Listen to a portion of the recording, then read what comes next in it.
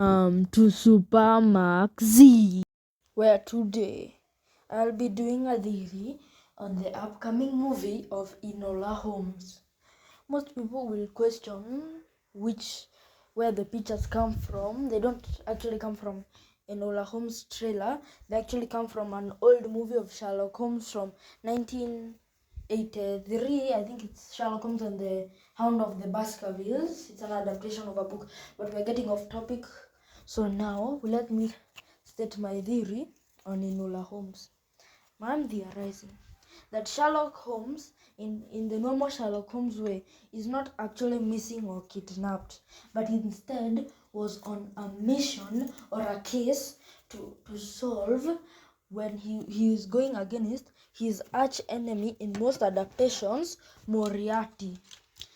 Now, in this, he could also decide that in his type of Sherlock ways, he decided to go alone without telling anyone. So most people would assume he's lost.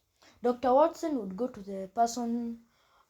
Enola Holmes because that's the only other Holmes he knows, of course. And this is Dr. Watson most likely in an earlier time before he's used to how Sherlock Holmes moves, or in the middle time before knowing Sherlock Holmes can just leave without announcing anything, because that's just how he is.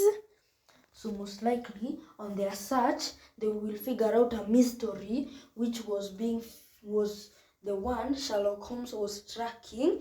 Maybe they'll already know that, or maybe they'll figure it out on the way to solving the case.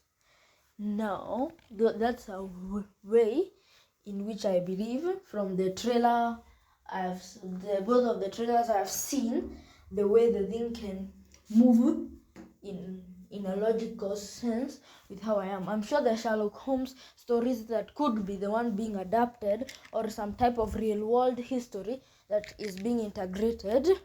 But because I'm not really known well with Victorian London, neither have I read a singular book about Sherlock Holmes. The only reason these pictures are from that movie is because I remembered seeing it while scrolling once, and it's the only place I could have thought to get photos from to have in this video. But so that's my theory. It's kind of short compared to any of my other videos, so let me just finish it by explaining how I think the plot could go, with some added speculation at the end. So we've seen the events, and Enola is about to get married.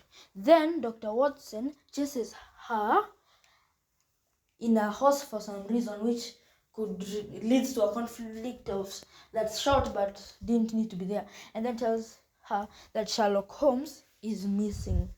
Most likely, either without them knowing or with Watson's information, they'll end up figuring out that Sherlock Holmes was investigating a case. And when they find Sherlock Holmes, he'll most likely be facing his arch enemy, Moriarty, in a case or face to face, depending on how to go. Here are some speculatory times. When would the Duke of Tewkesbury, man, that's a hard name to pronounce, when would he enter the story? Maybe at the early beginning or somewhere in the middle, with some lack of communication conflict, to make it more of a Netflix movie, if I was to say. And most likely by the end of it, either something to do with real world history will be explained, or another Sherlock Holmes story will be like followed up next to, or started its way on the roads. And by the end of it, Dr. Watson will understand more about Sherlock Holmes, leading him to be able to reach the point in which he reaches by the end of the book series, I think. So that's my theory on Enola Holmes. This is Super Maxi heading out.